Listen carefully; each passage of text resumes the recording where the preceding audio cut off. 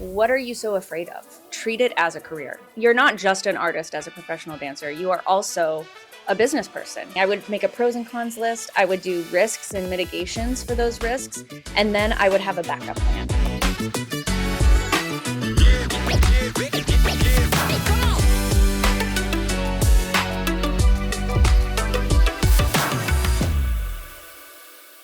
We are here today with Dani, and this is our business manager. She has made our lives so much easier when it comes to being dance professionals traveling around the world. She helps us with organizing our thoughts and making plans so that we can actually progress and grow our business so much more. So I'd love to welcome Dani.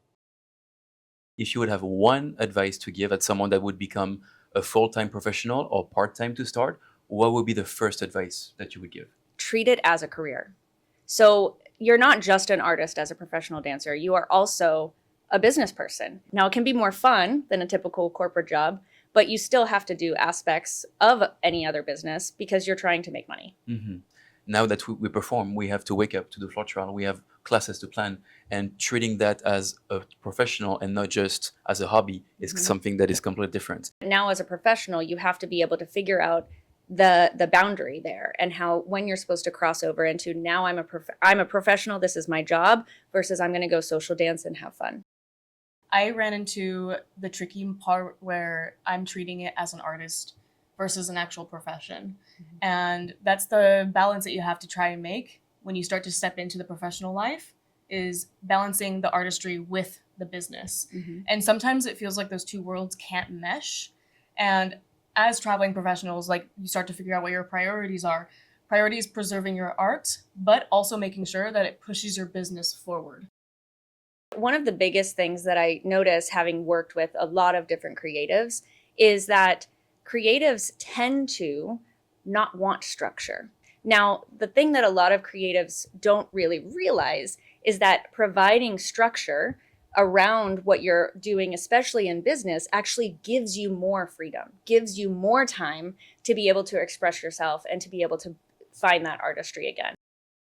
I think it's very important when you have a business as a professional dancer in this world that you have business goals as well. So that's something else that I notice and I crave for professional dancers, is to have more goals than something that's very dance or competition specific. It be something that's multiple goals that are related to the growth of your business.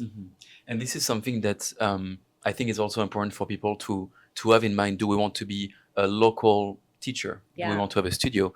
Do you want to be a national pro, or like traveling to events in your country? Do you want to be international? And every aspect, every goal will bring different things to bring on the table, or to practice, or to structure the business. Professionalism as a West Coast swing dancer and someone who's aspiring to grow within their business is really key. You need to make sure that you are authentic whenever you're presenting yourself around the community, but you also need to have some qualities like kindness and humility. And one thing that can happen very quickly as you progress as a West Coast swing dancer is developing a sense of ego almost. And ego is a great thing to have in many things, but you want to balance that to make sure that you are still moving forward and choosing that level of kindness when you're communicating with people, as opposed to this almost kind of standoffish nature that I've seen some people have. So one of the topics that I would like us to talk about, and that will be part of ELEV8 this year, is contracts, and how do we handle communication with the events or any type of contract that we have in the dance industry. So pricing is a really big one. There's a balance that needs to be made. One, it's very important for everyone to know their value, to understand what your true value is.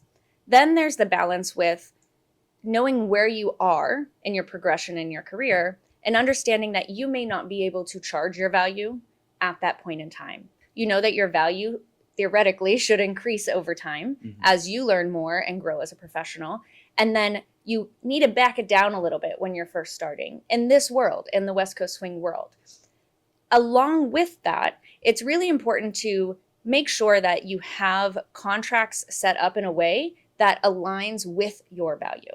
So, for example, you may not need a massively structured contract if you're just starting out, but you should have some document that is stating what is expected of you and what the organizer can expect of you, and what you can expect of the organizer, and what you're being paid. That should be written down somewhere. Now, in West Coast Swing, we're all still evolving there. This is one of the hardest parts of being a professional and running a business in our industry, is that there is not a standard. In corporate America, for anyone who has worked in corporate America before, there is definitely a standard. So it's much easier in that world to understand, okay, this is what I should do when, but there is no standard here. So you have to build what works for you based on where you are in your career. And that can look different from year 1 to year 2 to year 3.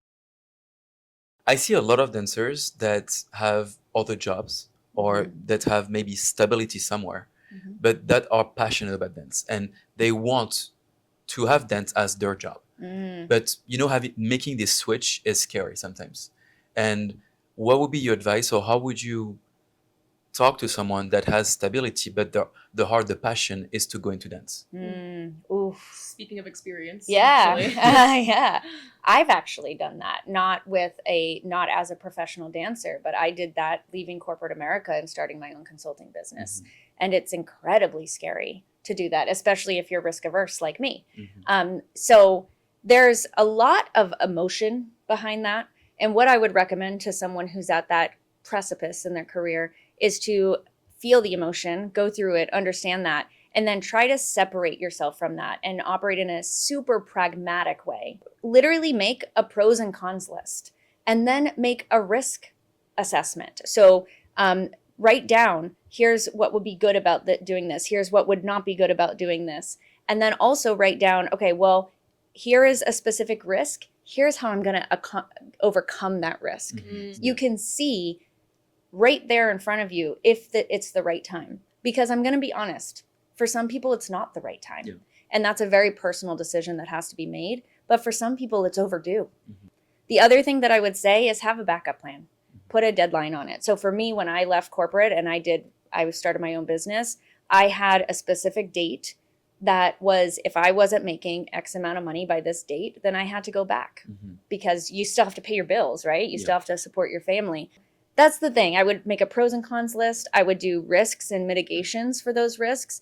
And then I would have a backup plan, have that kind of due date for when you need to say, maybe now's not the right time. When you write things down and you see it in front of you, you really start to get a really good idea of what that tends to look like and what that might look like in the future. This lifestyle is not easy. And if you want to become a professional dancer, there's a lot of things you might have to give up.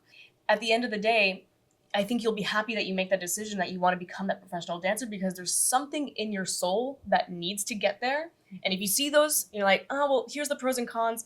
There's quite a bit of cons, but I know that the pros will outweigh those cons. And being able to visually see that makes a huge difference too.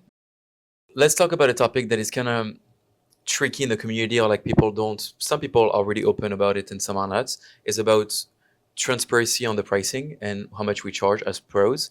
Oh, I have opinions. Let's go. So I have been an advocate of pricing transparency since I was in corporate. It's also something that doesn't exist as much as it should in corporate America. It doesn't exist as much as it should everywhere. And the question that I've always asked is, what are you so afraid of? If you're unwilling to share what your pricing is with your peers, or really anyone, what is it that you're afraid is going to happen? Are you afraid that you're charging too much? Because if so, then you don't have a good assessment on what your value is. Are you afraid you're charging too little? Same thing. You don't have a good assessment on what your value is. So we're all here as a community to help each other grow. Just because one person succeeds doesn't mean that someone else can't also succeed.